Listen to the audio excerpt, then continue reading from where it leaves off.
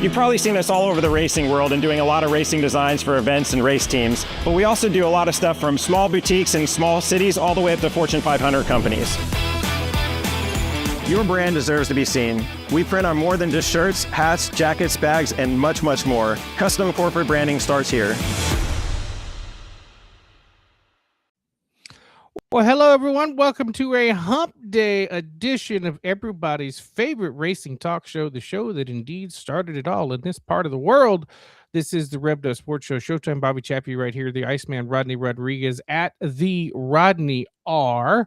Gremlins are gone. I don't see the little things jumping around on the screen right now, so that's a good sign. That's a good sign. Partner, it's been a busy week for you. Just got back in from Dallas. How you caught up yet? Oh yeah. Everything's good. It's always a smooth little trip from Dallas. So that's nice and easy coming off of the Daytona 500. I saw bits and pieces of the race and then saw it full afterwards that night. And I think since then I've watched it or been able to watch bits and pieces of it at least 4 times. It's like on all the time now. Every time I turn around, it's on somewhere. Yeah, I got to see part of it. I got to see the finish, the start, the middle, and the finish over at Storman's party.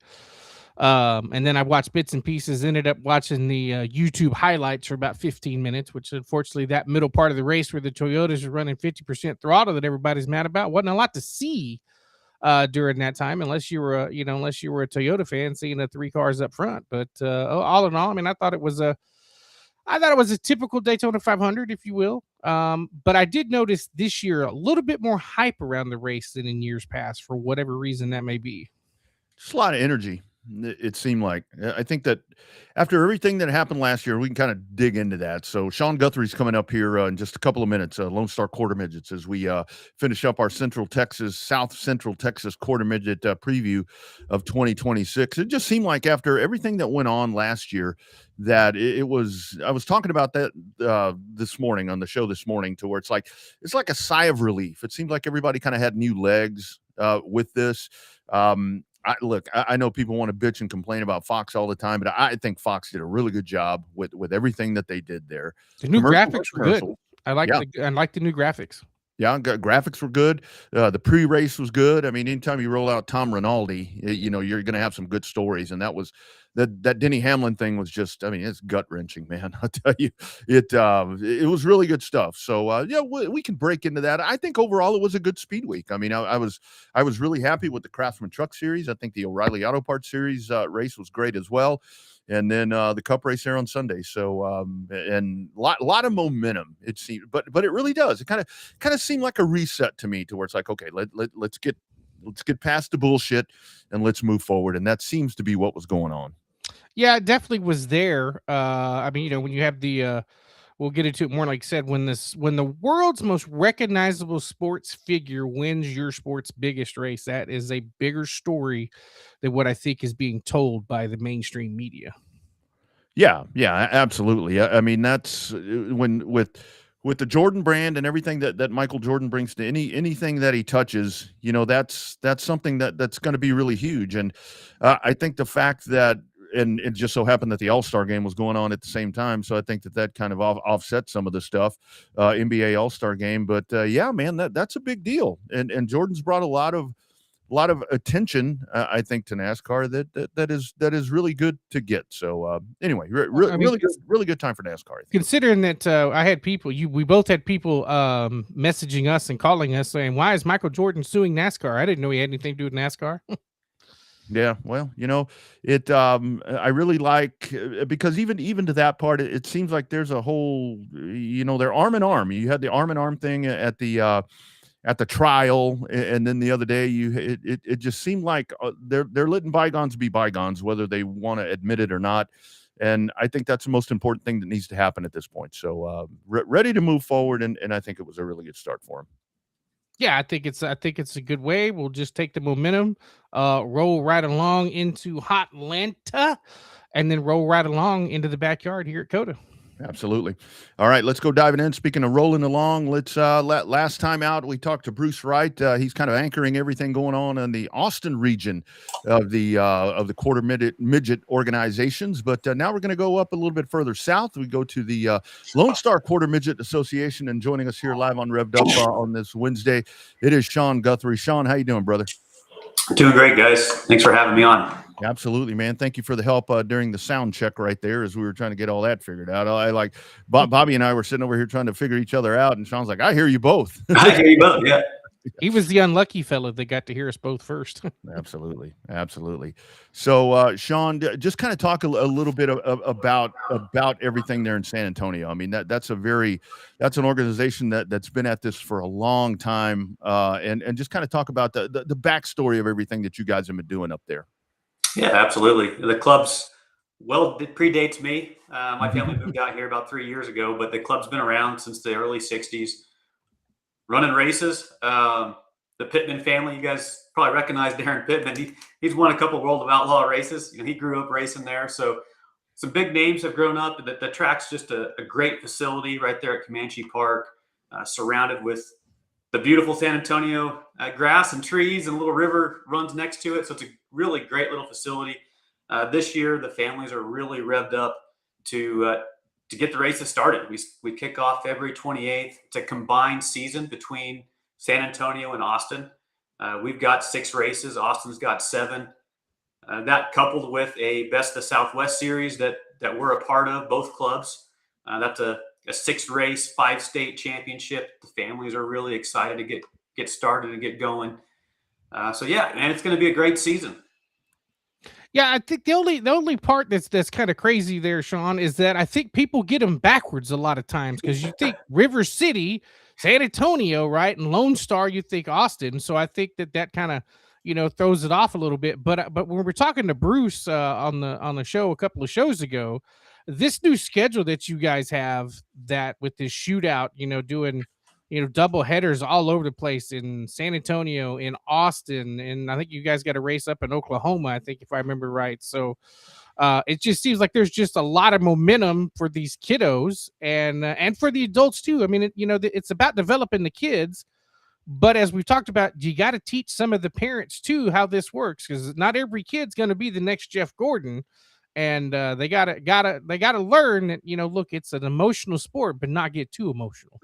Man, there's little league parents in every type of sporting event, right? So the parents, we've got to dial ourselves down. The kids are having a blast out there, and a wreck will happen. The kids shake it off, and the dads are yelling and screaming at each other because just your adrenaline gets going. You want to see your kids run well.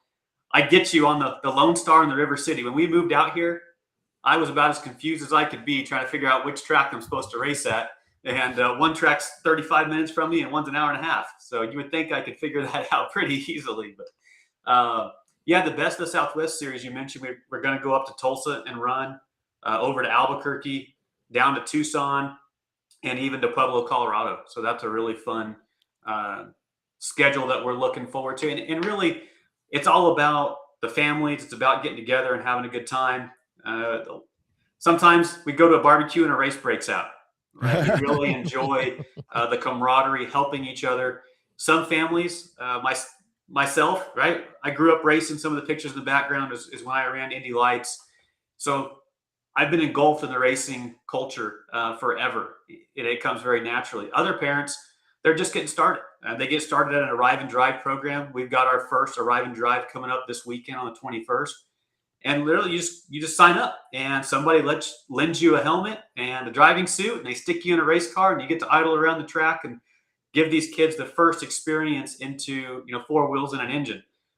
They say that the first hit's always free. We try to get them hooked early and get them racing, and that's that usually works out really well. But buying the car is the easy part. You got to get it to the track, got to get set up. There's tire prep. There's infinite adjustments, just like a big car. We change shocks and springs and Panhard bar angles and you name it, right? There's an adjustment to make it go faster, just like the Cup Series cars. Those guys, a lot of them started there. And so we as a group, we work with the parents so that they understand what makes a car go faster. We work with the kids so they get the proper driving line. And it's really it's a team building experience, and it gives the kids just something else to grow up with and get to do something different, right? I think that's really important to give that kids that experience. And then when you get to go travel as a family, some families have an RV, some do it in the bed of their pickup truck. But when you're on the road with the kiddo, you're together. The electronics are gone. You can't go upstairs and play the Xbox. You're with your family. You're driving in the truck, and you get to see the rest of the country. And it's an experience that I can't speak enough about. And Sean, isn't that really the thing? I mean, for us that have been in the sport and that were kind of raised in the sport, you know, we continue in it, you know, at whatever facet, whatever phase. But it really is, I think, imperative and just what you guys do, getting the new families involved at this age, because this is how you grow the folks that end up like we have, to where we're in the sport and we're going to bring the next generation. Speak to that part, to where you go out and you capture those folks that don't have any idea what this is all about, and boom, they're hooked. And the next thing you know, you've got 4 or 5 generations of that family that have put themselves in the racing game. Yeah, I mean, you guys were hitting on it before we started. Fox is really starting to do a great job attracting new fans. They've got the Fox One app. IndyCar's going to Washington, D.C. That's a whole new group of people that have never experienced racing before. So all these families are starting to kind of see it, right? It's not like you can go to Walmart and see the basketball, so you go play basketball. So they're starting to see it on TV. They're getting it in their face. The Drive to Survive show with F1. But it's like, now what? How do we get started? And so the Arrive and Drive programs and just quarter midget racing in general, it gives them that entry point. Gets them hooked, gets them the knowledge that they need, because all these greats, Max Verstappen, Carson Hocevar, right? Tyler Reddick, who just won the 500. They didn't start when they were 20. No, they started when they were early 6, 7, 8 years old, and developing that talent comes early. Just like the greats. You know, Jordan didn't start when he was in his 20s. He started early on. So we give the kids the opportunity to start young, give them the resources that they need. We do it in a safe environment. You know, they're not out running around the neighborhood without a helmet on. It's very controlled, very safe, and it's, you know, pretty cost effective. And when we look at the entry point into quarter midget racing compared to travel ball, you're not going to spend much more, if any more, with how expensive some of the travel stuff has gotten with baseball or football or anything else, buying your pads and your cleats and whatnot. But and it really is all about the family. Again, you just get to spend so much time together. Dad's the crew chief, mom's the crew chief. They're working on the cars together to blast. So, Sean, how important is this new NASCAR connection with the NASCAR Youth Series that they developed, with acknowledging that there has to be a next generation, right? We've talked about it here, and you talk about it, you know, at the races there. I mean, you know, the people have to come from somewhere. The drivers have to come from somewhere. So how important is it that NASCAR has raised an eyebrow, if you will, and supported the youth and having them run? I mean, you guys are running up at COTA coming up here in a couple of weeks. Yeah, COTA's May 7th and 9th through 9th. We actually run with the USAC Porsche Cup Series there. We race at Talladega Speedway during the Talladega race. We're headed to Vegas. We race when the Cup Series are there, and the High Limit Sprint Car Series. So for us, really NASCAR just branded it to give awareness to what was already there. USAC has owned the quarter midget series for forever. Again, a really, really long time. USAC has been a sanctioning body behind the quarter midget series. And in fact, they still are, but they've partnered with NASCAR and put that NASCAR brand behind the USAC quarter midget series. And so now the kids they're NASCAR drivers, right? When you go ask the 5, 6-year-old, I'm a NASCAR driver. I race NASCAR quarter midgets. And that's what's so cool. And we get to go to the big races and race alongside the Cup Series races. And some of the drivers will come over because they grew up racing quarter midgets, and they'll stop by and see the kids. You get just that whole new awareness that, hey, there's kids racing. My kids could run this too. We could race alongside the Cup Series races. So the way that NASCAR has partnered with USAC in the past, I think 3 or 4 years now, has been the partnership. It's been incredible. Again, just that increased awareness. It's advertising, and it really helps. Yeah, Sean, it's funny you mentioned that. Back in the old days of the NASCAR Winston Racing Series, and I was a NASCAR license holder, and anywhere that I went, I'm just a goofy looking dude in my mid-20s. I'm pulling out my NASCAR license, make it seem like I had to do something special to get it besides just paying a fee or anything like that. But so talk about the arrive and drive, because I think and from what I've gathered there in San Antonio, it's you guys are full. I mean, you're covered up on that one, but I think that just kind of goes to speak what you all do, that you are essentially putting your equipment in, I mean, let's be honest, strangers' hands. Mhm. Get out there and try it, just to grow the betterment of the sport. Yeah, this is the first year that we've sold out, and we sold out early. We really pushed hard on getting our name out there and doing some advertising. Again, NASCAR Youth, that branding is certainly helping. Absolutely. And because we filled it up, it won't be our last one. Last year we did two. We did one to start the season, one to end the season. This year we plan to do more than that, because again, we want to keep growing the organization. We want to keep growing racing in the South Central part of Texas here. Austin just had an arrive and drive. It was sold out. So it just speaks to the interest level that people have, and certainly it speaks to the willingness of our club members to let people come and try. And I encourage anyone that's interested. Just because this arrive and drive sold out doesn't mean you can't come out. Come and see what happens. Understand what it looks like. And shoot, who knows? If we get ahead of schedule, maybe you'll be able to drive too. Otherwise, come out to the races, see what's happening. It's phenomenal how often a family will come out just to watch the race, and they stick around long enough, and someone will throw them in the car after the races are over. Because again, the families just want to see it grow. The more people, the more fun, and that's really the focus of both clubs right now. Both clubs are really growing. All kids start in a rookie class. We've got the red rookie division, which is the slowest restrictor plate. Everybody starts there. Then they move up to the blue rookie, and then they go into the competitive classes. I think we've got a 9-car or 10-car field for our first race already. We're a week and a half out, so we're still getting some entries in, but that's the most red rookies we've had to start a season ever. So really, again, just speaks to how strong this club is right now and how much excitement is going into it.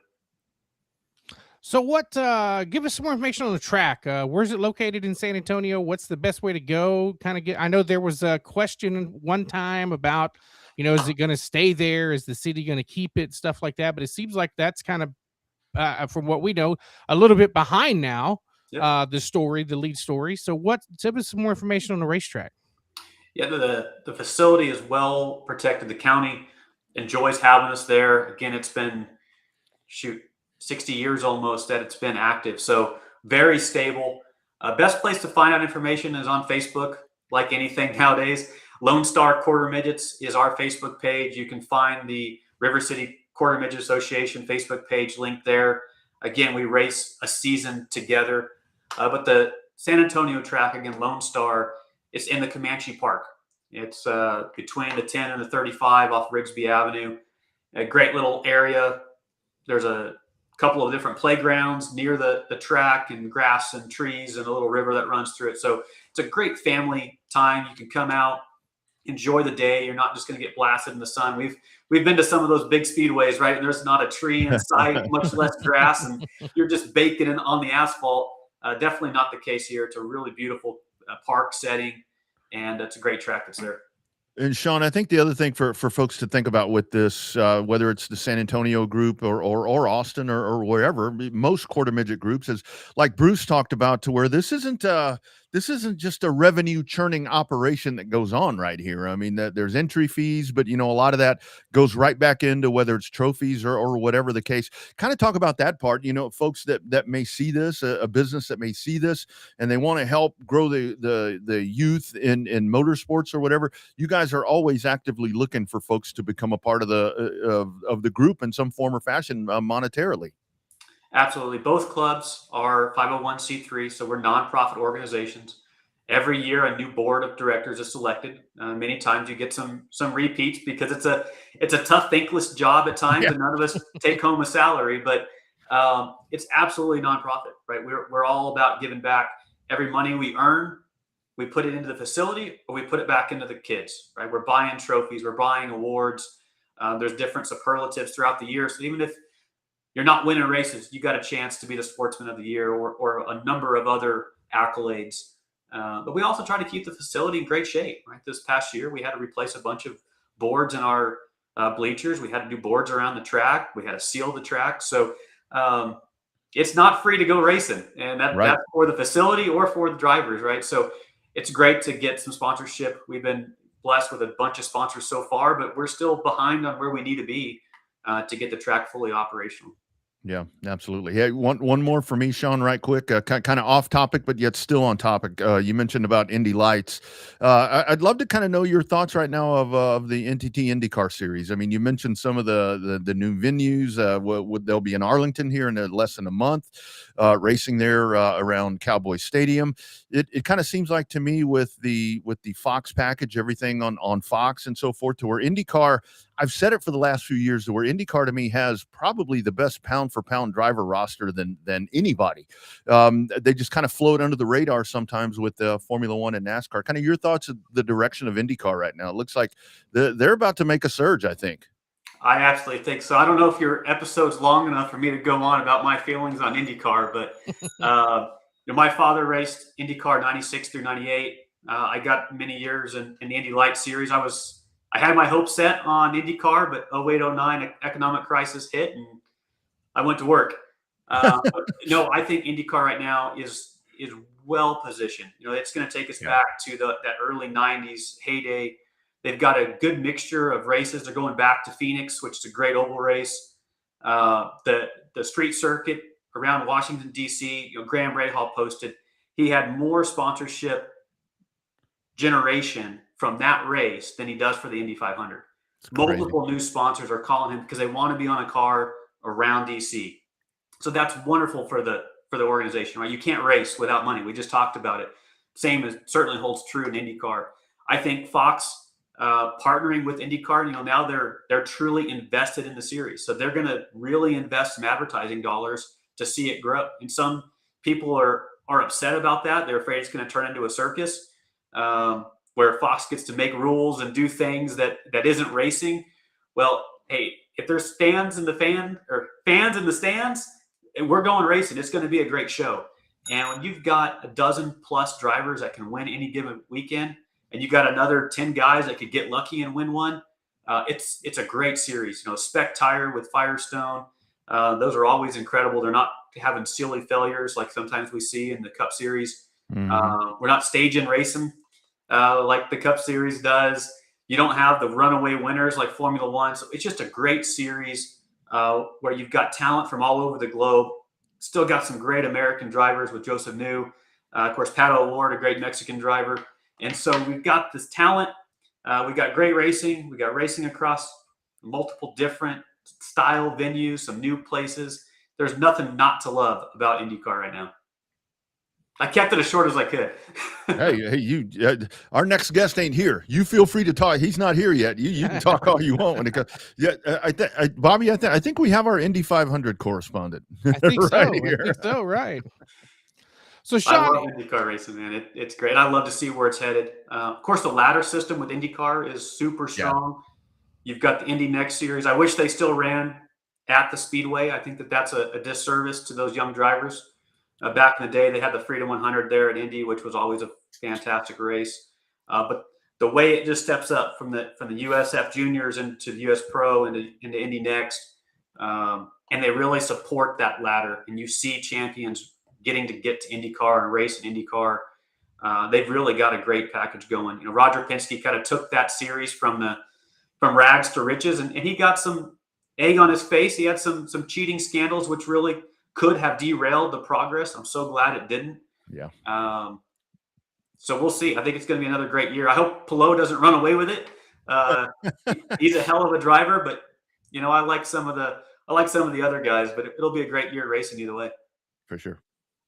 So Sean, what's your take on in terms of that that battle between IndyCar and NASCAR. I mean, we're seeing them come together at Phoenix. That's going to be a cool race weekend where you get to see both major North American series together. We see the trucks race in St. Pete. I mean, is it still a deal to where it doesn't matter what form of motorsports it is? Is it still that rising tide raises all boats? I mean, is it still important for Formula One to be involved in the U.S. despite nobody being able to watch it because it moved to Apple? I mean, is that, what's your take on some of those scenarios? I certainly agree with the rising tide raises all ships. I don't think that you have a ton of just IndyCar or just NASCAR or just F1 fans. I think you have a whole lot more racing fans. Mm-hmm. Obviously, I grew up in IndyCar, but I watched the whole Daytona 500 on Sunday because there wasn't anything else to watch, and it was a great race. I'll turn on an HRA race because it's racing, and it's better to watch than watching a basketball game or a golf game for me, right? I think running them together, especially now that Fox is supporting both, is just going to further cross the fans. I think Kyle Larson did that when he came and ran the 500 the last few years. You've got some NASCAR guys that are now IndyCar fans because Larson ran it, and vice versa. Because Larson went and ran Indy, now they're watching him in NASCAR. And then you've got all of that supporting a massive growth in the sprint car range right now with the High Limit Series and the World of Outlaws. And the streaming service for those is helping race fans even more, right? With Flow and with Dirt Vision supporting those races. Now you're getting more sponsorship money that wasn't there previously. That brings in more racers bring in more fans, and it's an exponential growth. And so I think it truly does help. If NASCAR's growing, I think IndyCar's growing, and brings sponsorship money, brings more fans into the stands. They go to better revenue generating facilities. Back in the day, they didn't go to very good tracks because they didn't make any money. They went to Chicago Speedway and they had 1,000 people in the stands. It was terrible. Now they're going to DC. That doesn't happen without the success of the series, the attention the series is getting. And frankly, I don't think it happens without F1 being a success in Miami. I think that's a perfect example where they put a big race on in a big city and it had massive success. Yeah, they've had the Long Beach Grand Prix and they had St. Pete for a long time, but going into a new city in a new way and having immense success opened the door for IndyCar into Washington. I have to tell you, Sean, I was at the IndyCar race at COTA, and I guess it was 2019, the one race that happened there, and that to me was probably the best race that I've seen a lot of them at that facility, and the fact that it's never come back and that it's gone from TMS. I mean, I'm glad it's at Cowboy Stadium, but missing some of those ovals and so forth. But you never say never. Maybe one day it would get back. But for the business at hand, again. So the arrive and drive for you guys coming up this weekend. There's that schedule once again. Remind folks how they can get involved and find out more information about you guys. Well, I guess the 28th is actually Austin. We're full information about you guys in San Antonio. Yep. So again, Lone Star Quarter Midget Association is the San Antonio track. San Antonio. God, see right there. I'm telling you, it's all. It was well before my time. Best place is our Facebook page, Lone Star Quarter Midgets. Just LSQMA is the tagline in Facebook. We're working on a brand new website. I don't want to give that website name because it's not quite done, but it'll be out with information in the schedule.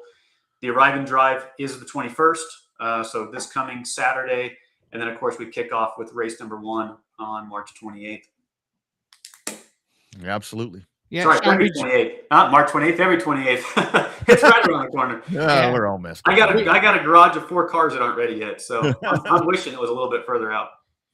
Yeah, Sean, we joked that says in an alternate universe, there's a world where Fox has both the Indy 500 and the Coke 600 on the same day, versus having to go to Amazon Prime. But we'll get there. So thanks for coming on. I know we had Bruce on, and Bruce could only answer so many questions about San Antonio. Like we said, we're interested in this next generation of kiddos coming up. You never know which one of them is going to be the superstar, which one of them is going to have that it factor. And it's cool to just be just a little bit part of helping find that next generation of racers. So best of luck to you guys in 2026. And like Rodney said, we may have our new IndyCar correspondent coming on during the month of May, man. Yeah, sounds good, guys. Thanks for having me. And come out and watch the next Christopher Bell or Kyle Larson. There you go. I love it, man. All right, Sean, good luck to you guys. We'll chat with you soon, brother. Thanks, guys. Have a good one. You bet. There you go, Sean Guthrie talking about the quarter, and that's it. It really is to where, like we talked about with Bruce, where everything is so confined to Austin and San Antonio regions, not so much pushing up north or out east or anything, but it's very healthy what we have right here, because it's two great organizations. There's that schedule once again as we get set for what, like he said, you never know when you might have the next Larson, you might have the next Bell, you might have one of those amazing drivers that's going to be a household name here before too long. Yeah, no, it's going to be a great thing. Obviously, we people don't think so, but we try to give back to the racing community. We've been known to do that a time or two over the course of the last 10 years, as you can see. 10 years strong, this wonderful show of ours, 2016 to 2026. So we're always interested in that next generation of racers and the fans and the parents. And, you know, it takes a village to make one of these race cars go around in circles. So or you know, road course or whatever, drag racing, but pick your poison. But it takes a lot. I mean, especially like when you go down to New Smyrna and try to win a World Series title. Nah, man, yeah, you talk about next generation. I mean, it wasn't all that long ago where this dude was, well, I mean, he's still young, but I mean, he was really, really young, not too long ago. And now you turn on the TV and you hear him talking about a kid from San Antonio and all these different things. Like, hey, I know that guy. I'll be damn. And now he's a World Series of asphalt champion. It is our man, Jared Maupin. How you doing, brother? Good. How about y'all? Man, it looks like you solid labor. Are you just punching out the clock right now? I know there's no time clock to punch, but you know what I mean. Yeah, it's funny. I left John Howe's shop, worked all day there, and then just left Jamie Fuller's shop working on the modified, and ran into some issues trying to get a new tandem pulley setup figured out, and kind of just running into issues. So I'm out running around right now. Nice. So Rodney mentioned the key word in there is asphalt for the World Series of Asphalt. That's not your first time to New Smyrna, but talk about the difference between this week. I know that run that you had on the final night from going 18th to 3rd. That had to feel good passing that many cars. Yeah, we had a really, really good car. I want to say we went to go scuff right before qualifying, and we popped off a 1910, I think, which would have ended up in, I want to say, the top 5 in qualifying, but luck of the draw, we ended up qualifying the number 1 pill. So right before I went out, they swept the track, and I'm just not having a good feeling about it. So we go out there, and going into 1, I think there was either something on the track or maybe the rubber from the sprint cars, but the car just walked all the way to the wall and just about wrecked it both laps. So I came in, I told the guys, I'm like, man, I don't want to freak out, but I know we got a good car. I just think, there was some stuff on the track and stuff happened, but like, we'll be all right. I mean, I hate starting that far back, but we got a car that's really, really, really good right now. So I think we'll be all right. Yeah. How great, Jared, with those modifieds, because, we always say that that's a whole lot of horsepower on a little tire with the ground pounders. How nice to be on that big half mile with some banking on it where you can kind of let the legs stretch out a little bit on one of those things. Yeah, it's fun because the tire wear at New Smyrna is actually very minimal, too. It's probably the smoothest track I've ever been on the asphalt side. But, yeah, I think we only dropped 2/10 from the beginning of the race to the end of the race, which is insane, so you can run pretty hard and still have tire left at the end of the race. So, in that long run from 19th to 3rd, I really wasn't worried about tire wear. I was more worried about dodging, the squirrels or getting into lap traffic or stuff like that. So, yeah, definitely super fun to stretch it out, that big motor. A lot of those guys are starting to go to that crate motor, and we still got the big motor. So it is nice on the back straightaway, really opening it up. So, Absolutely. It's a blast. So are you set to run 2026 at the full Modified Mayhem Tour? Or are you just going to moonlight here and there when you're not running big races in Texas, or what are you going to do? We didn't really have an idea going into this year, but I want to say after, that World Series win, that kind of perked everybody up, and I think we are going to pursue the Mod of Mayhem series as much as we can. It's tough, with all these different cars we're in. But yeah, I want to say the Model May has been priority as of last week. We Yeah. never thought we'd hear him say pavement's the priority. You Yeah. heard it here first. He said pavement's the priority. Wow. Look at you changing over the years. Well, Yeah, I never would have guessed this for sure. But no, I mean, we just had really good success, and we got such a good team behind us. You know what I mean? This R&M Rick Valero team is just really, really good. So I don't know. I feel like we've gotten a little better every time we've raced, and we're starting to hit some strides here. And I don't know, it's all kind of coming together, and I think we just really need to put a year together. how great is it for you, Jared? So you must have read that post that I said that if you ran asphalt a little bit more, anyway, I don't know. I want to take credit for it, but I won't do that. But so for you to with your minimal time behind the wheel of an asphalt car, especially when you go off and you start running against Cody Stickler and all these different guys, and you're running right there with them. I mean, I know the equipment is really, really good and all that, but you know, the loose nut behind the wheel is the one that's got to put it all together. You got to feel pretty damn good about how quick you've accelerated to be, in my opinion, one of the premier modified drivers in the United States. Yeah, it's nice. You know, it's nice that the hard work pays off. You know, you start to see results, and I think that's when you kind of perk up a little bit because stuff's starting to show. You know, and you know, those first races in it, you know, you're thinking that, man, this mod stuff's tough. I mean, it's really, really tough. The Model Mayhem series tough, but I just think I got comfortable, and John's comfortable with my feedback, and he's just able to give me what I want, and I just it gels really, really well. But yeah, I mean, it's tough because that's all these guys do, but it's either stay with them or get fired. You know, that's the way my mindset is. I don't want to lose a ride, so I'm going to do my best to learn as fast as I can. You know what I mean? So we don't got these races are so spread apart. You don't get time to really drop a race, or I'm still learning. You know, there is no time for still learning. We're in it now. You need to, you know, like this first test session, you need to figure out now. So I think that helped. There was a sense of urgency. You know, there's no time to be wasting here. Like, you need to figure this out, or this ain't gonna work out. You know, kind of deal. So, you know, you just gotta pick up and get to it. You know. Yep.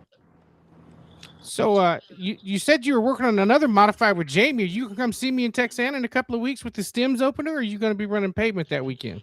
No, I think that's the plan. Honestly, I think the plan right now is Abilene. I'm trying to get to Abilene tomorrow to go practice.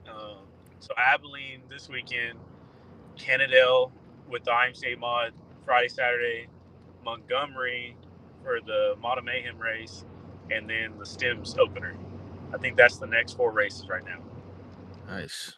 There you go.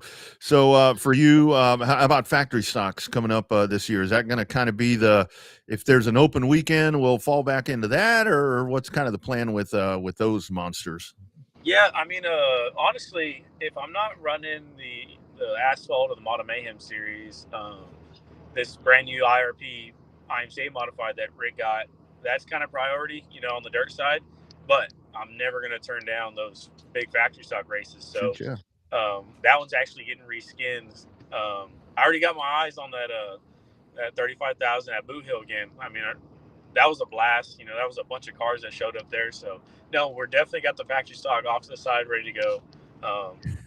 It seems like you have to have a factory stock in Texas. I mean, right? Kind of crazy not to have one. You know. Yep. I hate to say it, but it just seems like the sport mods are dying down quite a bit, especially in South Texas. I mean, it's sad. I hate it, but yeah, you kind of have to have a factory stock, you know, locked and loaded, ready for these random big shows that pop up. Mm-hmm. So Jared, what was funny when we saw the picture of you winning at the World Series, I was telling my wife, I said, check out this smile. She says, yeah. She says, I feel like I've seen that guy on the show. I said, yeah, he came on the show before he became a superstar. But I said, look at that hair. I was like, it's still perfect. You can't even tell he's been racing for 50, 60 laps. What's the secret, man? Just tell me, what's the secret with the hair?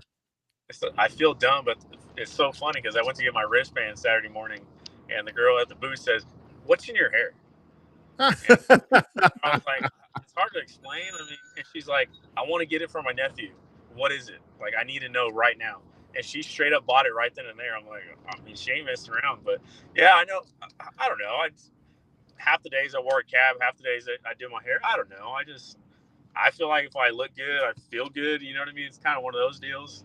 But yeah, I get a lot about it. I think more crap about it than anything, you know.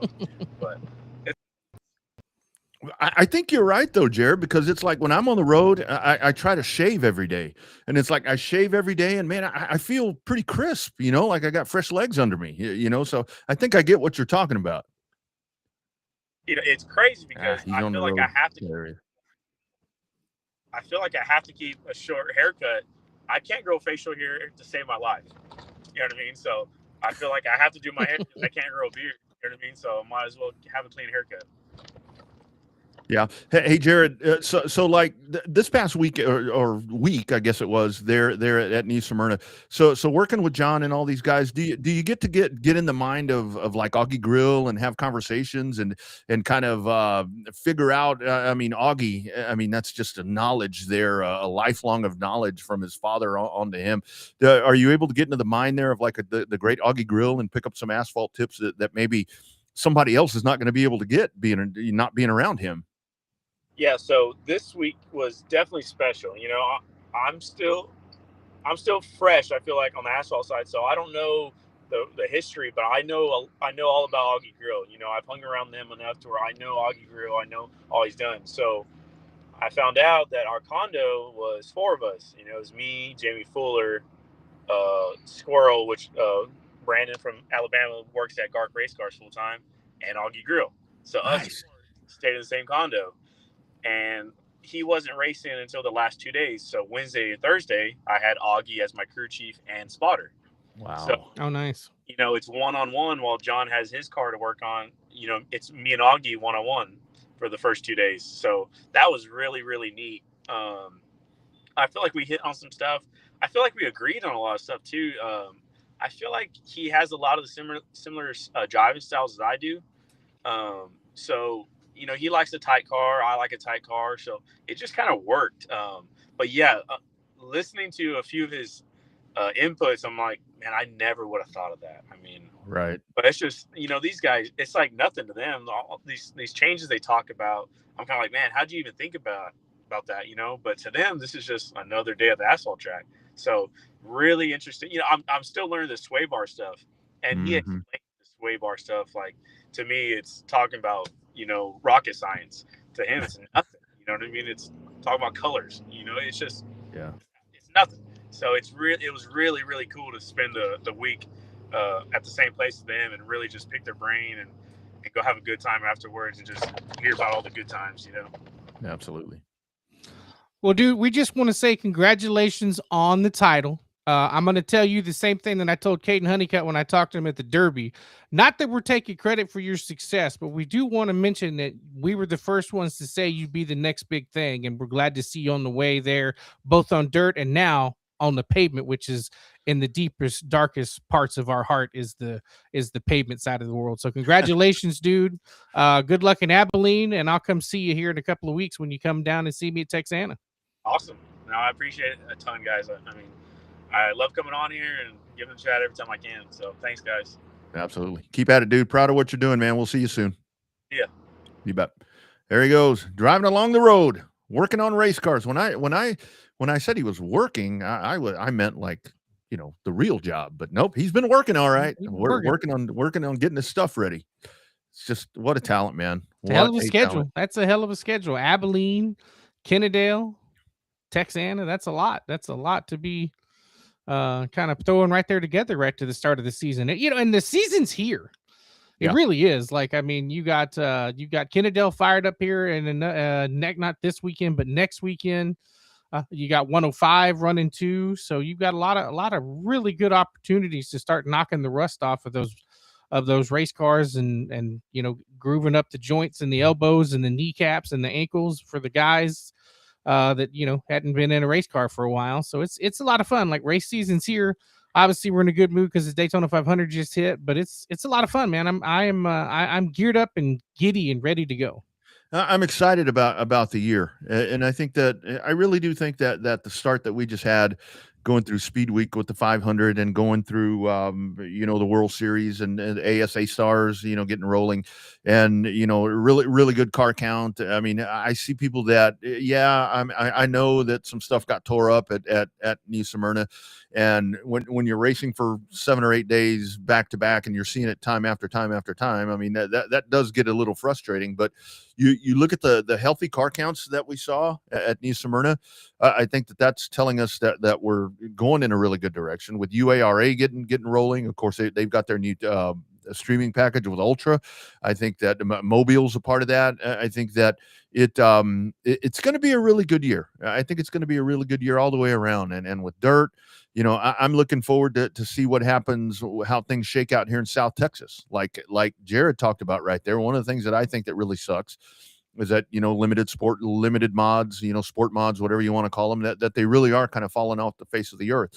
And I think a lot of that is because of the influx of the factory stock, to where it's, so many folks are racing those cars and the big money shows. I mean, I think that the kind of to what he was talking about right there, the sport mod, the limited mod is just kind of getting left out. You've got, with stems, you've got that in the southern part of the state, and then up north, of course, it's just an influx up there. There's just not anything there for a limited modified right now because of those big factory stock shows and so forth. Yeah, right now I only know of one track south of Cotton Bowl that runs them on a weekly basis or a regular show basis, and that would be the Fine Folks Standard Texana. And so it's going to be interesting. I mean, obviously, you get Cotton Bowl's going to have quite a few of them with if you see the IMCA sanction, chances are those are going to be the guys chasing the points. So you see a little bit more cooperation from those guys and sizable fields in those. But yeah, on some of these regular, limited modified tracks and stuff like that, they're just not there. Guys have either moved over to a factory stock or moved on to a big mod, or some of them just like normal hit that cycle and they just decided they didn't want to race no more. Yeah. And Cotton Bowl really is the track. And I'm going to say it again.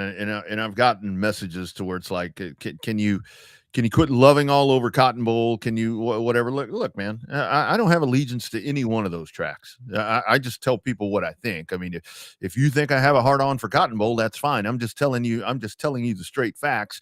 When it comes to lack of car count, Cotton Bowl doesn't have it with any of their classes. I mean, even their tuners or whatever they're called, sport compacts, they got plenty of those. They're healthy with everything.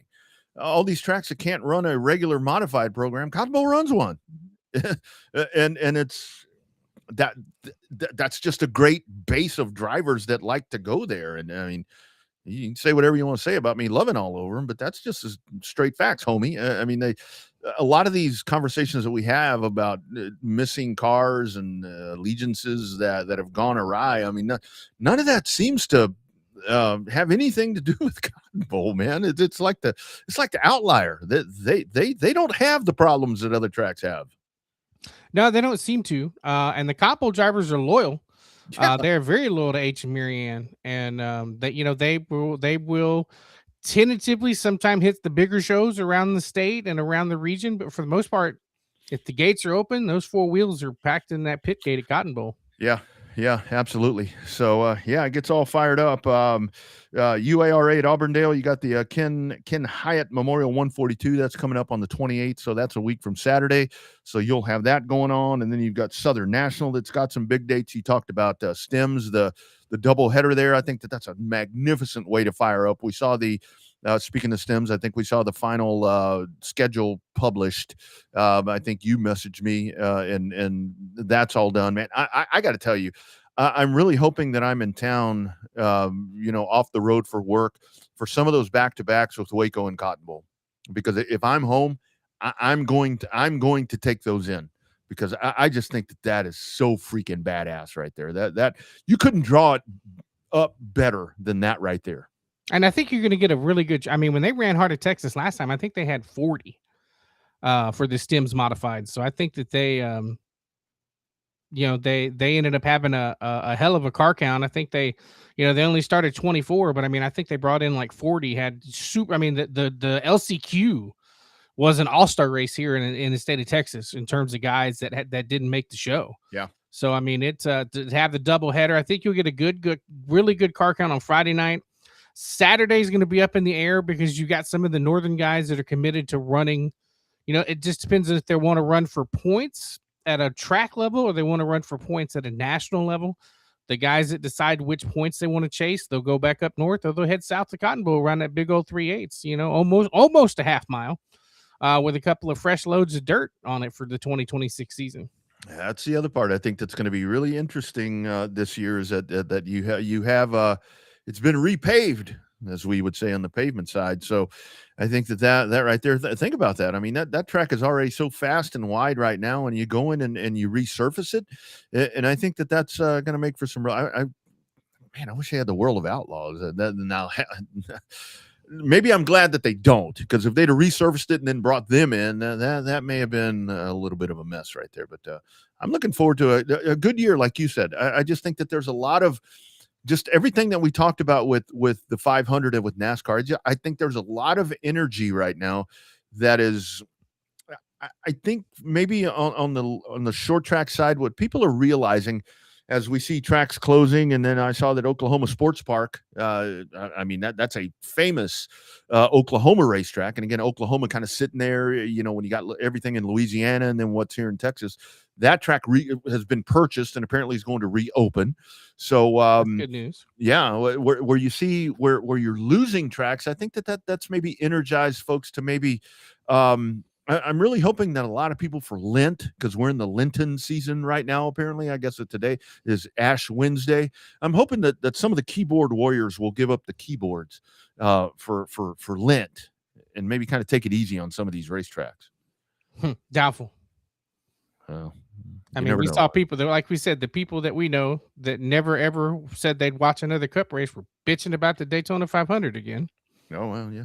You know what Tony Stewart said? Hold on. I make a big mistake of reading social media, which I think we all make very vital, critical mistakes by reading the keyboard warriors that are dumbasses that sit in their mother's basements and don't do a damn thing and haven't accomplished anything in their life and tell you how bad you are at what you do. But they can't tell you to their face. I've never stood at the ropes and anybody come up there and go, you really are bad at this, and you should put your wife in the car. But I read it on the internet. That why is he driving the car? His wife's way better. She almost won a world championship. Well, now they can kiss my ass. They literally can kiss my ass, and I'll sit there and stick out for them too, because they don't do a damn thing. They've never accomplished anything in their life. They don't know how to work hard to be successful in anything. That's why they say the shit they say on the internet. And to sit there and have to fight and prove these people wrong, that's the pride I take now. Because this is for all those people that say that I suck, I'm no good, I'm terrible, I've never been anything. This is for all those people. They don't have anything to show for it. I got 2 silver Wallies this year to show for it. That's what I'm talking about. You know, he was not in that bad of a mood there at the truck race at Daytona. I did like his comments about O'Donnell. I haven't had the pleasure. Oh man, that would have been interesting if he crossed paths with Steve O'Donnell.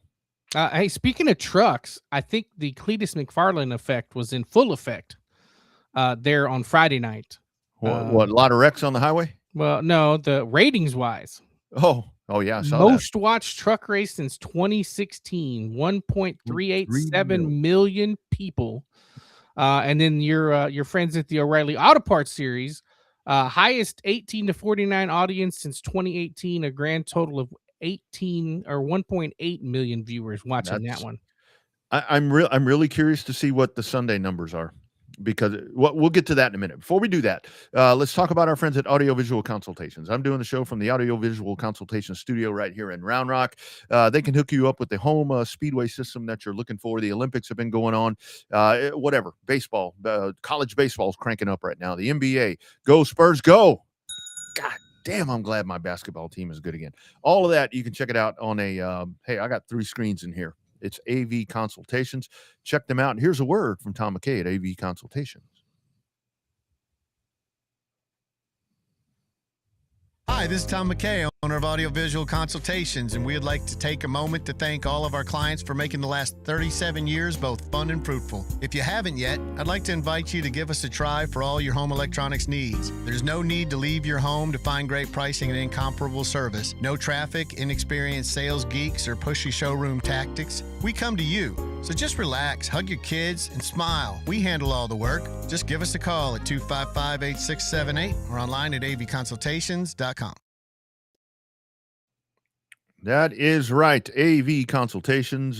Give them a call, 512-255-8678. They're up here in the Round Rock area, but they will travel. All these fancy sports bars like the one opening up here in Round Rock, they've probably done the setup in those places, so check them out. So yeah, it with the trucks, that was a loaded field, and the whole thing is, that the trucks are not going to disappoint, and they didn't. I know that folks are up, or the Cletus folks. He goes out on lap 7, and we'll get to that here in just a second. But the trucks, man, you're never going to go wrong with a truck race, especially on a super speedway like that. No, I mean, the truck race always puts on a good show. I can't wait to watch them at Rockingham live and in person. That's going to be a great race again. But I think in terms of you had so much going on at the truck race. You had Tony Stewart back. You had Cletus in there. You had Travis Pastrana in there. You had quite a few people that were there that were making it a really good show. I think that if Cletus ends up racing a little bit longer, I think the ratings are up a little higher. But I don't know. I think that he is a hot button topic for sure. There is a lot of people that are, what's the word I'm looking for, are not amused by his mediocre rise to fame in oval track racing. That's putting it politically correct, I think. I tied he and Natalie Decker together this morning. Actually, I taped it last night, but on the show this morning, to where it's like you've got two influencers. Whether you want to think Natalie Decker's an influencer or not, she is. She just happened to be a race car driver before, and now she is exceptional at Instagram and all of these things. I mean, doing everything that she does. Look at the sponsors that she gets. I mean, she's bringing that new blood in, and she's doing that. Is it with driving talent? I mean, that's questionable. She's doing it. I mean, she's an attractive lady, and she brings a lot of eyeballs to it.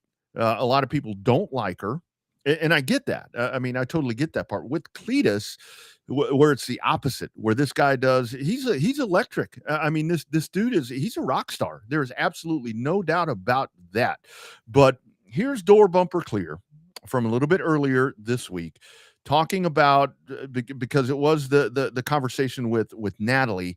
Here's what those folks had to say about Cletus McFarland. This is going to be very unpopular, and I'm sorry, but what are we doing? Are we trying to get the best race car drivers on the racetrack, or are we trying to get the biggest social media followings? Yeah, let's just get. I'm going to buy 5 million TikToks, and I'm going to make a bunch of friends, and do some street stock racing, and next thing you know, I'm going to be driving a top 5 truck. A system should not be based on participation. It needs to be based on results. This guy run 2 plate races last year, wrecked in both of them, wrecked half the field in one of them from trying to do a restart, talking about Cletus. And then we're just lucky the other night that he didn't wipe out half the truck field, because when he spun, he went down instead of up. I'm sure he's a great guy. He seems like a phenomenal person. He's got great car control. The videos that I watch, he drives anything in the world. He's not ready for what he's doing. I want to make it clear that it's not Cletus's fault, but it's NASCAR's fault. At the end of the day, you've got this guy with, a ton of followers that, he can bring a lot to the sport. Yeah, he can bring a lot to the sport. Yeah, but go through the system like we all had, like you had, like Luke has, like run modifieds, run late models, run. Go through the system, learn how to race, do all the things that we all have to do to get to the places. Spend the money like we all had to get to certain spots. It feels like a movie. You just don't show up. It feels like Impractical Jokers, where there's somebody in a room somewhere being like, okay, now wreck half the field. This is going to be very unpopular. First question: did Carson Eldridge, whatever her name is, did she pay her dues and not have money? Her little brother hasn't. There you go. Anyway, they're totally right about everything that they're talking about. And when you tie these two together, it's essentially the same situation. But which, by the way, Tic Tacs, thank you. I do carry those. Actually, you know where those came from? Those came from KR, Kevin Rogers. Ran into him at the Chili Bowl. I was on duty. I hope nobody from my work is listening, but I may have sipped a beer. He's like, "Ooh, dude, you need some Tic Tacs." But anyway, yes, the you need eyeballs on the sport, but when it comes to, I mean, what's the difference? I mean, essentially, seriously, what's the difference? It's kind of the same situation when you really look at it that way. He did it, and look, he did a great job in the ARCA race, and he's great with the promotional stuff and all that. But he's in over, as Larry Mack says, he's in over his skis a little bit when it comes to that. But look, he gets the opportunity to do it. My only thing with this is a lot of people look at Cletus and it's like, oh, well, he's inexperienced, he'll figure it out. And then you get somebody like Natalie or one of these other guys that is constantly having problems. It's like, oh, they're no good. It's all who you like. It's all who you like, but really the same thing. It's the same it's the same concept. Same concept. Yeah. The difference is that he is able to, let's just face it, he's buying rides. Of course. He's buying rides in something that's not a late model. Something that's not a super late model, something that's not, I guess an ARCA car, but he's buying rides. He just has the ability to buy a hell of a lot more expensive ride than some of these other people. Right. And what made this even more powerful to me was this whole weekend, and the whole thing is, I'm glad that the ARCA thing was good for him, because like the car control, all of that really is good. And he has figured that part out. But I mean, we can talk about Ilmore engines and lack of horsepower in the trucks and all this, that, and the other. But I mean, ARCA's totally different, where I think that's more of a learning ground for him. But to jump into that truck, I mean, it's going to have substantially more horsepower. It cuts a much bigger hole in the air, and it's something different. But the fact is, he's able to do that, and he went and passed the driving test. I mean, at Rockingham, I guess it was, where they did that. So it's nothing different than anybody else. It's nothing different than anybody else. It's all, do you like the person or not? That's really going to be how these opinions are based. Well, and the people that are following Cletus are not NASCAR fans. Of course not. Right. They, they follow his antics more so than his racing acumen. And he does a lot of cool stuff. I mean, he builds some cool stuff, has lots of sponsors because he's got lots of followers on YouTube, and he makes more money a minute in YouTube than we've made the lifetime of our YouTube channel. So and by the way, there is a YouTube channel. If you like and subscribe, don't forget to hit the thumbs up button that you like the show. That helps the show more than you know. But also, I think that it's the nature of the beast. The guy is polarizing. He's going to get every interview. You saw the interview with him and Travis Pastrana in the media center at Daytona? They took over all of our quote unquote multimedia friends and stuff, and the old timers. They didn't know what to think with Cletus McFarland, but they all he took over that room, and he ended up having a hell of a soundbite that whole week down there. So I mean, I rack it up to the same thing. Like I do a lot of things. It is what it is. You cannot stop the Cletus McFarland train because it is rolling off the tracks. I think I'd like to see him run Bristol. I'd like to see him run a Martinsville truck race. I'd like to see him do a little bit more ARCA racing, something that's not super speedway. He did okay at the Charlotte race that he ran in ARCA till he stepped on it on the front row of a restart. But I mean, I think that he's coming. Had the Biff not happened, the accident with the Biff not happened, I think that he'd be his progression would be considerably faster because he'd have Greg Biffle by his side. And that was such a big part of, not to make light of what happened to Greg Biffle, but the fact that a lot of the conversation that he had that was had with Cletus McFarland over the past week. What's his real name? Garrett Mitchell. So much of the conversation did come back to the relationship with Greg Biffle.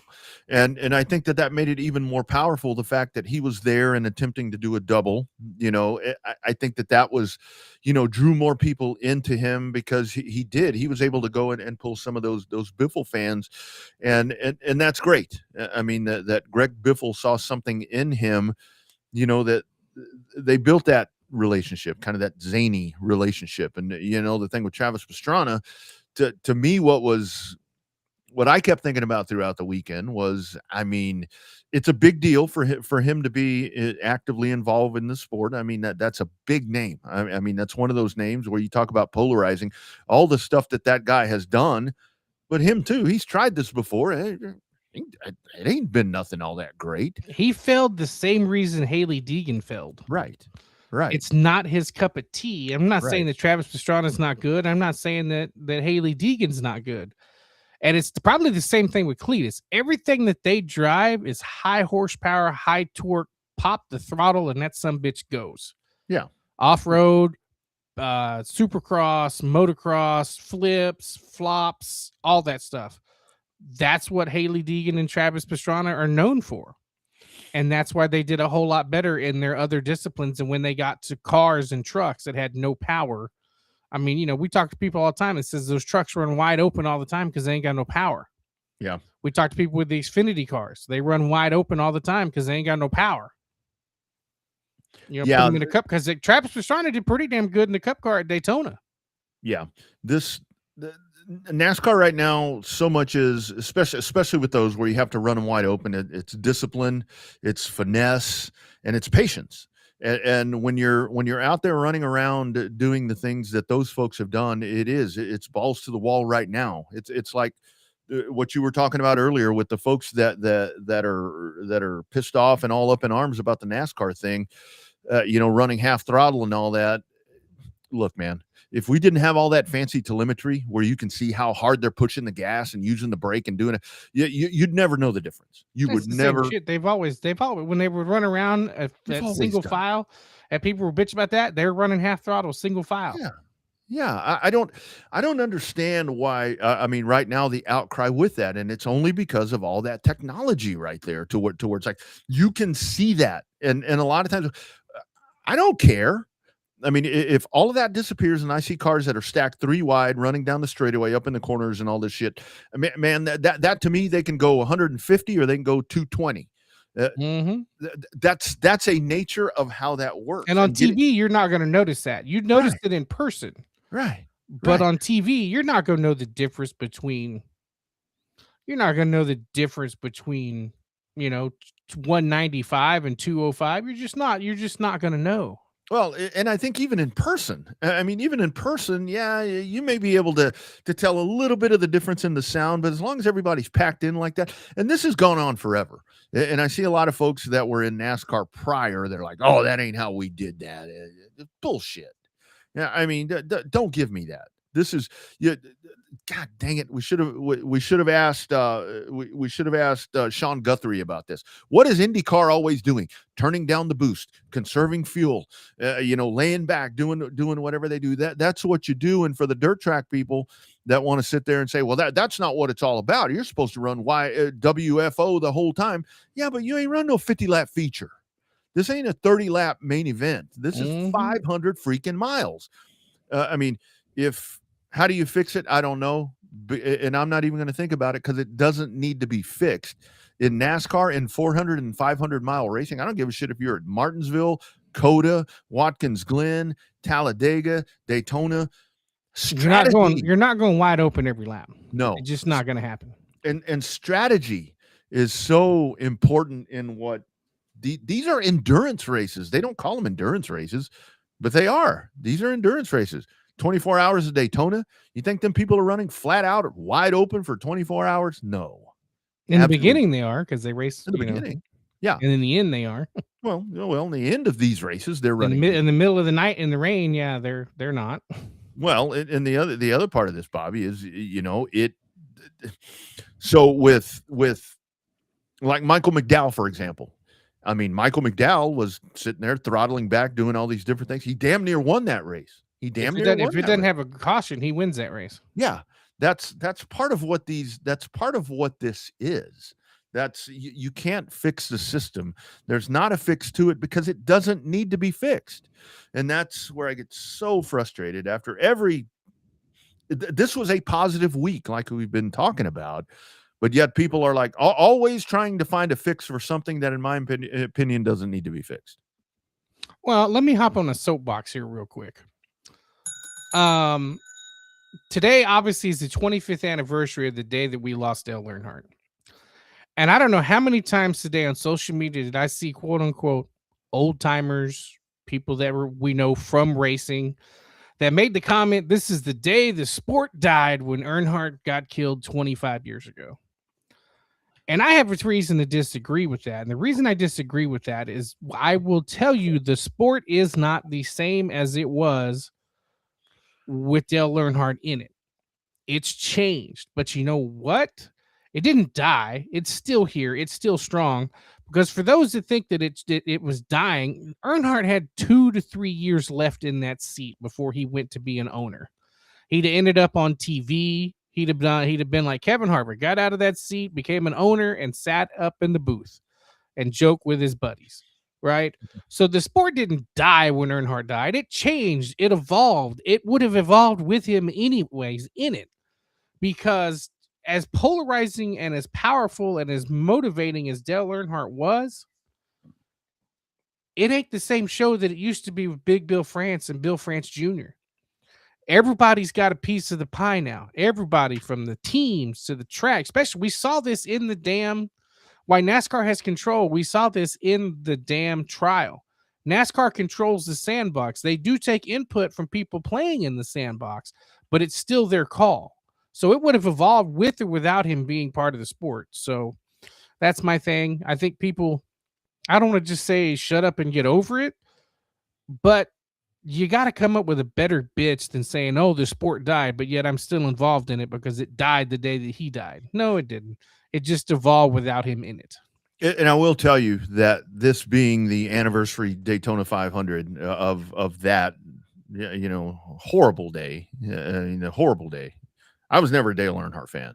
I mean, I've become more of a Dale Earnhardt fan, since he is physically not with us anymore. But you look at the changes in the sport. They've been bad. It's some of them, and a lot of that. I think that's part of where NASCAR's owning that right now. They're like, yeah, we have screwed up. The way that we marketed our sport, the way that we did playoff stuff, the way that we they're owning that. They're owning that. And I think that's a lot of where some people have come back. But I think that it was very ironic to me that with the entire feel that I felt the last week and a half of moving towards the Daytona 500, just happened to be to where NASCAR fell on its face for 25 years. If you want to say that,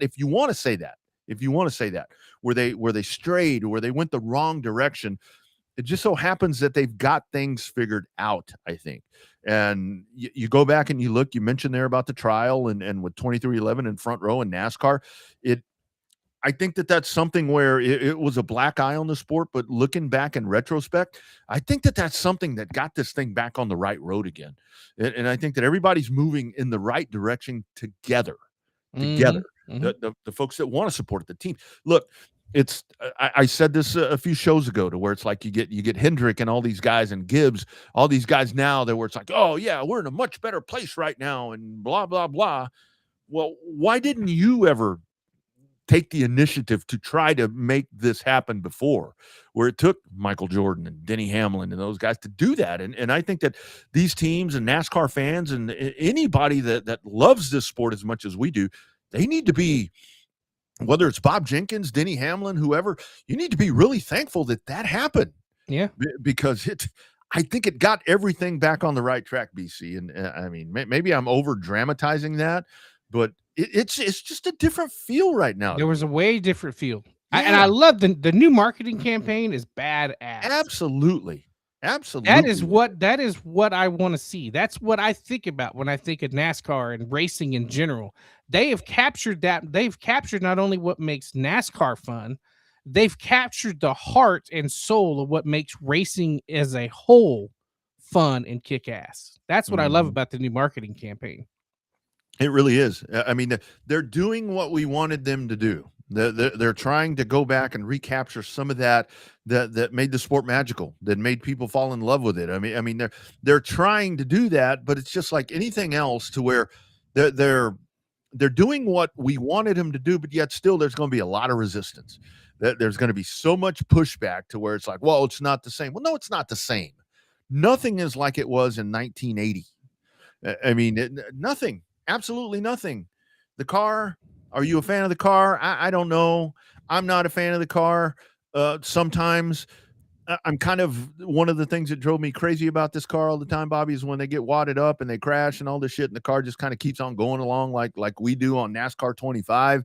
It's but too good of a car. We've talked about that before. But when you go back and you look at it, and we're sitting here talking about Earnhardt dying 25 years ago, is it really a bad thing that the car doesn't get all wrinkled up? You know, maybe not. You know, maybe it's not a bad thing. And I just really feel like there's new breath in under the sails here of it. And hopefully, I think that when those numbers do come out, and those are really good numbers for the trucks, because that thing peaked at 1.6 million, and that's pretty damn good right there. I don't know what the O'Reilly series peaked at, but I think when the numbers come out, and here's the other part to where I think that Sunday was so impactful, because how long's it been since we actually got the whole damn race in at one time? You know, no rain delays, nothing. And whoever pulled all that together about moving the start up an hour, I personally think that's when they need to start anyway, but I get the whole thing with TV and prime time. But whoever put their heads together and figured that part out, I'm sure the story's going to come out one day, Bobby, because you go back and you watch that 79 500, that perfect storm thing that Fox did, to where how all that happened with the weather and how they were clamoring at the last minute to get all that done. I can't wait for this one to come out, because I'd love to hear the behind the scenes of how Fox, NASCAR, the local affiliates, how all that happened to pull that together and bump that shit forward. I cannot wait for that, to see how that all happened. I mean, it was the right move, because it was raining in Victory Lane. Absolutely. I mean, it was raining in Victory Lane. So, I mean, I have no doubt about the fact that they made the right decision. Yeah, well, they said that when teams are trying to get out of there, I mean, you couldn't fly out of the place. I mean, it was a torrential monsoon that was going on, and lightning and so forth. So I think it really worked out well, and I think that it's just kind of that whole new wave. And I think for the new folks that may have clasped on to what they saw Sunday, when they turn on NASCAR on this Sunday, or the O'Reilly Auto Parts Series, whichever one it's going to be, if you liked what you saw at Daytona and you turn on Atlanta, you're going to get that again. And yeah, I was going to say, it's the same concept in Atlanta. Same concept, if not better. I mean, honestly, if not better, because I think that sometimes the Atlanta racing is better than what you see at Daytona and Talladega. So I think that's great. And I said it again this morning. If no weather delays and all that carries out nice, then you flip on NASCAR the next week, and boom, here you are at COTA. And that's a good start. I think it's a good start. I think it's going to be fun. I'm ready for it. Yeah. The race itself, Tyler Reddick winning. Man, Bobby, I couldn't text you fast enough as I'm watching the finish right there. My first thought when they crashed, or when the first crash happened, I'm like, goddamn, Stenhouse is going to win another one. Stenhouse is going to win another one. That's where I'm going to give another big pat on the back to NASCAR. They weren't yellow flag happy this week. You notice that? They let him race to the end. Yeah. Very consistent. Let him race. Let him race. Don't hit the trigger. Don't hit the trigger. To me, that was amazing. That was great. It was a lot of fun watching them get to it. So it was a hell of a finish. You knew it was coming. You just didn't know, like, the energy was there, and like you just ended up having, you had the perfect storm, if you will. Yeah. Yeah. No doubt about it. No doubt about it. Great weekend all the way around. All three races really, really good. Before we check out of here, just a couple of news and notes, just some stuff here, Bobby. What is it? Dateline Hudson Speedway announced last week that they are going to no longer stream. They will not be streaming their races in an effort to get asses in the seats. Your thoughts? Yeah, but they're going to throw you out and ban you for doing your streaming. I don't know. I saw that, I read it, and all I did was shaking my head. Yeah, I don't. A lot of folks have asked. I don't really have an opinion on that. I'm a streamer. So it's like, I'm not going to say get rid of it, but I mean, it is easier. I mean, it's so much easier. I mean, to just sit here and watch it at home. The other thing where I've had folks that have reached out to me and they're like, "Oh, what about a blackout? A blackout within a 50-mile radius and all this, that, and the other." I'm like, Yeah, they do that at Indy, and too many people get pissed off. yeah, you can't do that. I mean, you can't. I mean, we're not dealing with the type of dollars that we're talking about when the Indy 500 would do that, or like Major League Baseball does that with the regional games, to where you can't watch the Astros or the Rangers if you're. Hell, I can't watch a Ranger sometimes, and they're 180 miles from me. If I'm close to them, well, shit. But I get that, but I think we've had a couple of. I mean, HMP, they have, or at one point had done away with the streaming aspect, and then have gone back and done that to where they figured out a system, with Speed Sport, to where the money goes directly to the track. But I think streaming does affect. We've had this conversation ad nauseum, but at the same time, I think you need it. You need it because that's the one thing that we got out of COVID, if you want to call it negative or positive, is number one, we're able to do this. Remember, you and I, we couldn't do this show if we weren't together. And we figured out a way to have been doing this for 5 years, damn near now. And I think these tracks, and you got to have some sort of that, because if you're able to generate some of the revenue, I think that's the key. Yeah, I think it's going to be, it's all about keeping the tracks in business. Some of them get it, some of them don't. I don't know. It's just, I'm trying to stay positive. I really am. I'm just trying to stay positive. It's hard as hell with all the negative stuff that we saw, but I don't know. It really is trying hard to stay positive. I'm telling you, dude, it's one of those things to where you can suffer burnout really, really quick. And I'm telling you, it is my. It's too early in the season to be pissed off about the negative and stuff already. And that's a whole thing for me. It's more. I'm disappointed in a sense with everything that went on this weekend at Daytona, that folks are still like I said, it's always that the instant reaction is, well, they should have done this or they should do that, and never, hey, not bad, but I'd like to see this. There's never that first part. It's always, everybody always has the answers. Everybody always has the answers.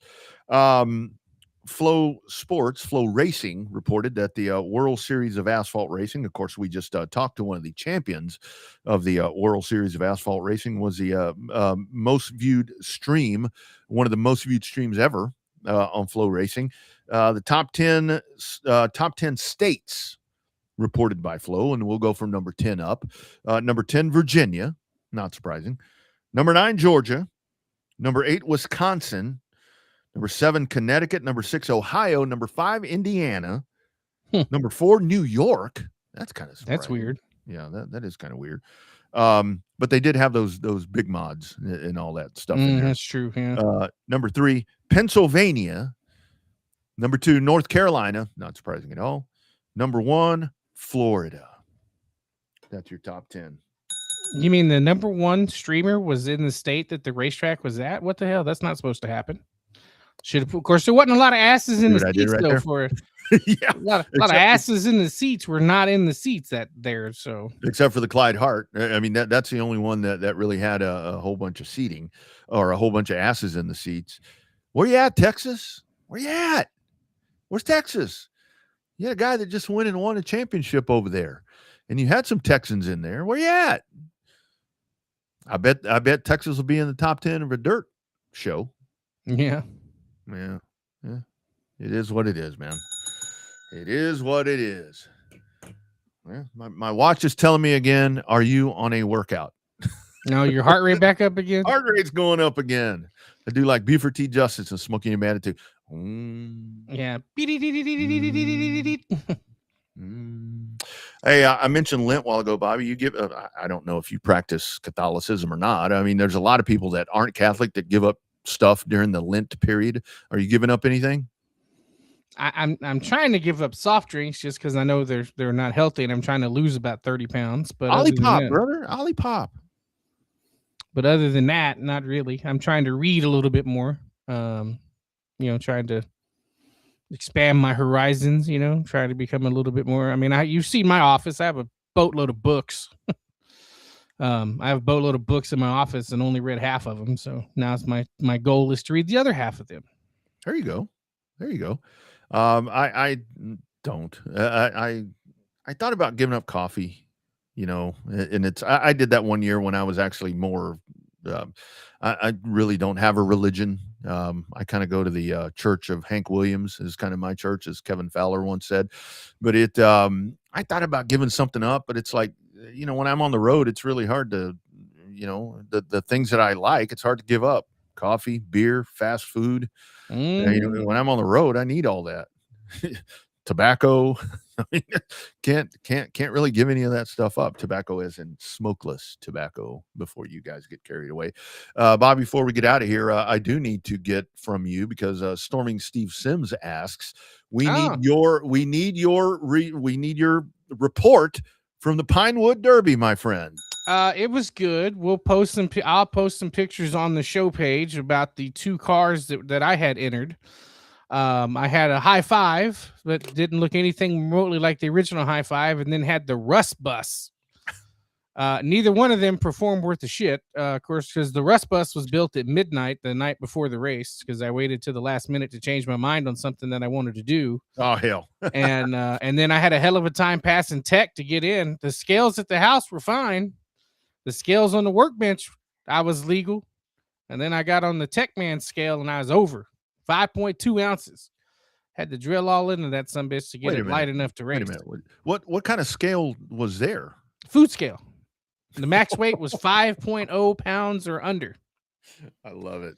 So it is fun. Rick Sims built a hell of a Pinewood Derby track, if you will, and had a good time. We even stopped and watched the last 20 minutes of the Daytona 500 while we were at it. So 86 cars, I think, total. Damn. Most everybody brought more than one, but we had a you know what we had to do?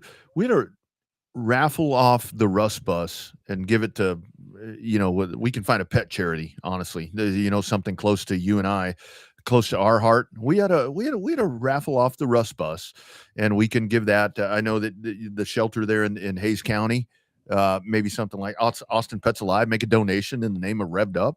I think that'd be pretty cool. Yeah, you saw the pictures of the RUSS bus. I just kept looking at it like, man, that thing looks like a bus.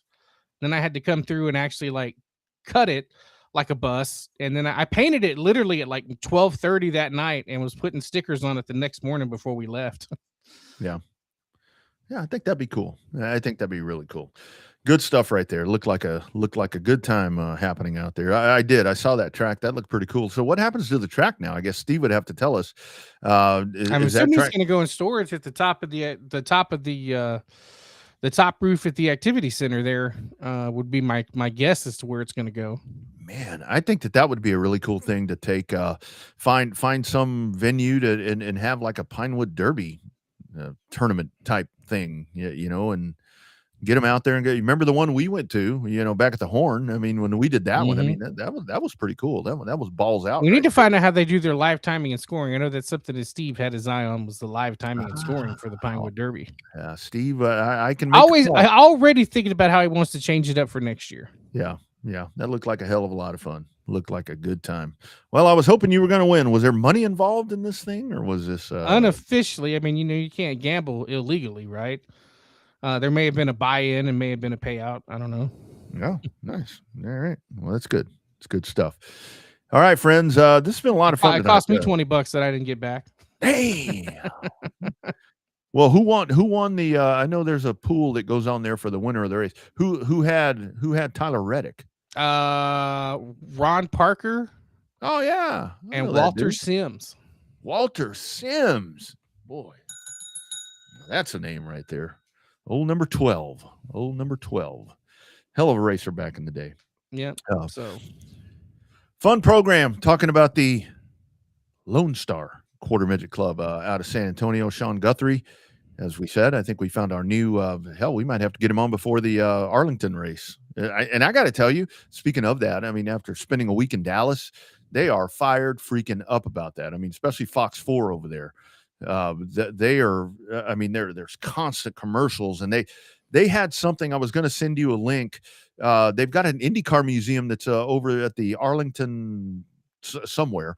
They've got AJ Foyt's 1977 winning Coyotes in there. Johnny Rutherford's 1980 Pennzoil Chaparrals in there. They've got one of the other Pennzoil cars in there. They've got a car from 1912, I think, that's in there. So it's a pretty cool thing, man. God, man, I'm home that weekend. I kind of wouldn't mind going to Arlington for that. I think that's going to be weekend is it? 15th and 16th. 15th and 16th of March. I think the race is or maybe the 14th and the 15th. I'm not sure how that weekend all lines up. Yeah, that's opening weekend for Texana. Oh, shit. Okay. Well, that, and I think that's actually the Rattler, if I'm not mistaken. I don't know. But anyway, it's going to be a grand old time as they race over there in Arlington with IndyCar. Sean Guthrie joining us, talking there about the quarter midgets. And of course, it is the World Series of Asphalt champion, Jared Maupin, with a new focus on asphalt racing. I did get a text from somebody that will remain unnamed, that because when they talked to Maupin after the race, he said, "Yeah, I can't wait to get back to the dirt track." Did you catch that on Flow? Mm-hmm. He's like, I can't wait to get back to the dirt track. And then this person messaged me, and they're like, "What?" Well, I think it kind of sunk in. It sunk in there. Yeah, winning will change your mind pretty easily. Winning does kind of change the mind just a little bit. All right, you guys, thank you so much for being a part of the program. We will do it again next week as we get set. Hey, NASCAR at COTA next week. So early week show, and we'll break all of that down and get you ready. There might even be a pre-race show on Sunday morning. Absolutely. All you got to do is stay tuned to the socials right here. And actually, well, we'll talk about it next week. But yeah, it's going to be a grand old time happening right here with the. Might have our buddy Suplex Stu on. Suplex Stu Myrick going to be he'll be Speedway Stu Myrick that week. Speedway Stu Myrick in for Double R. Double R got some other shit that's got to get taken care of over there. I'm gonna work my ass off next week, but anyway, that's all right. That's all right. So if you're at COTA next week, go find the green tent, and you'll see me in there, and we'll do that again. I don't know why you keep falling off like that. My internet sucks. Yeah, well, it's all right. Yeah, you know, number one, it's like directly connected too, and it's still dropping out. No, well, it's a good thing the show's done. It's a good thing the show's done. You guys check in next week. We'll do it again. All the archives at revedupsportshow.com. Be sure and like and subscribe to the YouTube page. Get those notifications on the Facebook page. That way, when we go live, you'll be able to catch that. Also at revedupsportshow.com. Middle of the page, the audio archive is right there. Every edition fresh and packaged right there for you. Look for the viral clips that we will post throughout the week of different points of the show. Bobby, rest of the week, my man. Just looking forward to this. Is basically my last weekend off before I'm at a racetrack every weekend for about 8 weeks straight. Lost me again. Sorry, lost me again. Yeah, this is my last weekend at home before I'm at a racetrack every weekend for about the next 8 weeks. So probably just try to play a little catch up and try to get ahead of a few projects, and who knows after that. So I'm a little excited. I'm going to be on the road probably tomorrow, I think it is. I'm not excited about being on the road. I'm going back to Odessa. At least this time there's no ice or snow. But I'm going to be taking in on Friday and Saturday. I will be out for the MAPS Motorsports Monster Truck Spectacular happening at the Ector Coliseum. So I'm looking forward to that. That's going to be a grand time. And of course, when I get to go to those, it's like, I'll get some pretty palatial confines in that one. So looking forward to that. Then it's COTA the following week. And then the following week after that, as soon as I'm done on Monday, on Tuesday, I'm shagging ass and getting ready, because on Wednesday, I go to Phoenix. I will be there at Phoenix for the IndyCar and NASCAR doubleheader. Looking forward to that. Sounds fun. That'll be a good time. All right, friends, check us out on the socials, and we will do it again next week. He's Showtime Bobby Chaffee down south. I'm Rodney Rodriguez. We look forward to seeing you the next time for #Real Race Talk. It is the Revved Up Sports Show. Be well, friends.